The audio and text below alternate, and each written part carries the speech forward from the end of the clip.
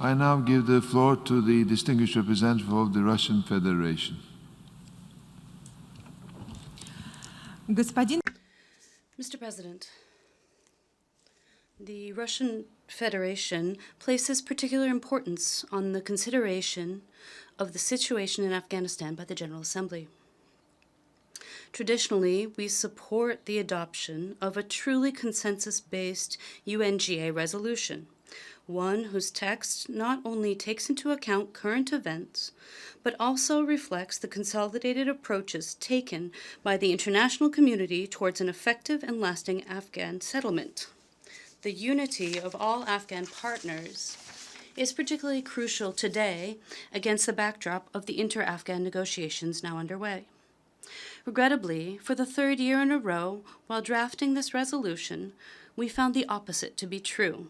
Specifically, the brazen disregard from the facilitators of the concerns of regional states and the repeated attempts by certain delegations to impose a view of the situation that is devoid of links to reality. And this is concurrent with information emerging on the withdrawal of foreign troops from Afghanistan.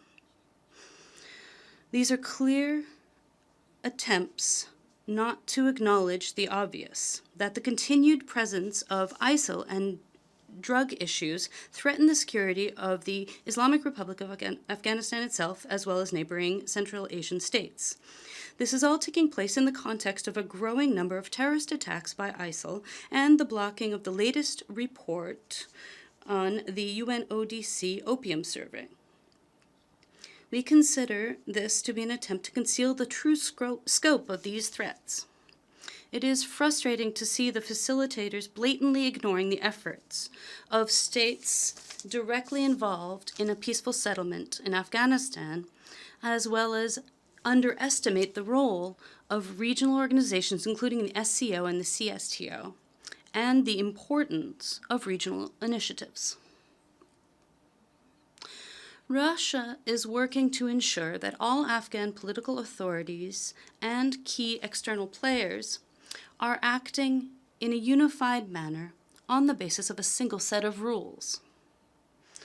The efforts of the Troika of Russia, China, and the USA, plus Pakistan, are also aimed at promoting a peace process led by the Afghans themselves. We are convinced that GA member states would have been fully able to reach consensus while negotiating this resolution if the process had been transparent and objective, and if the facilitators had been impartial. However, the working methods used by the German delegation are beneath all criticism. What we saw was a pre-established biased position favoring one group of states, blatantly ignoring proposals that were supported by the majority of regional states, and the forced organization of a vote on a document that clearly doesn't enjoy consensus. Under these conditions, we have no other choice but to request a vote on this draft and to vote against it. Moreover, we are of the view that Berlin should no longer fulfill the role of facilitator for Afghanistan in the General Assembly. It is clear that their methods negatively affect progress in resolving the issues facing Afghanistan. Mr. President, in conclusion, we wish to stress that despite the situation surrounding this resolution, we continue to support Afghanistan during this crucial period. And our vote against this draft should be understood exclusively as an objection to the actions and working methods of the facilitators. The Russian Federation has continued to support a fully inclusive peace process that would be led by the Afghans themselves. We will continue to support these efforts to end the war and to develop a peaceful, unified, independent, and prosperous Afghanistan free of terrorism and drugs. I thank you for your attention.